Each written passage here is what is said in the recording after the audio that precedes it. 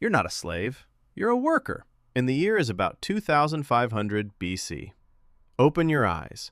The sun is already up, and so is everyone else. You sleep in a row of mud brick rooms on the Giza plateau, a short walk from the greatest thing your people have ever built. You're not chained. You're paid. Get up and eat. Breakfast is bread and beer. Not a treat, your wage. The two are basically the same thing here. A ration of coarse barley bread and a jug of thick, soupy beer, maybe 4 liters of it a day. It's not for getting drunk. Beer is food. It's cooked, it's safe to drink, and it keeps you alive in a land where the water will kill you. Onions and garlic on the side. That's fuel for a man who will move stone all day. Look up.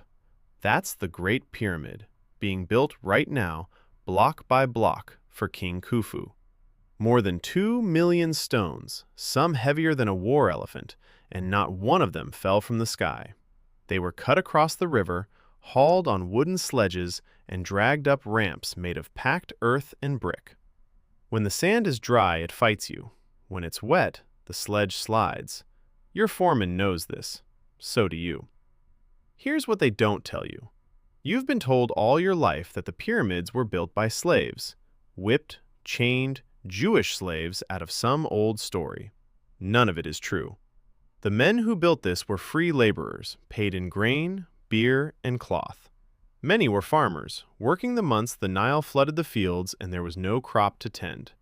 They lived in a real village, with their wives and kids nearby, and when they died, they were buried with honor, right here, in tombs cut into the shadow of the pyramid itself. And the care was real. Bones dug up from the workers' cemetery show broken arms and smashed feet, and then healing. Someone set the bone. Someone fed the man while it mended. This was not a death camp. It was the hardest job in the ancient world, and they were proud of it. The work is loud. Crews have names. Friends of Khufu, they call one.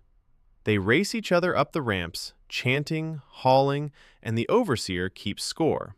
A good crew earns extra rations and a holiday. A lazy one earns the mockery of the others. There is no whip on your back. There's a rhythm and a deadline measured in decades. So here you are, in 2500 BC, a free man with calloused hands, eating beer and bread before the sun gets cruel, helping stack a mountain that will outlast every kingdom that comes after.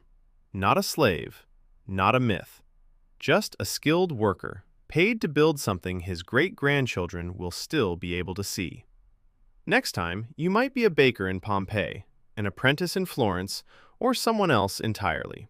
Smash subscribe and tell me in the comments whose day you want next.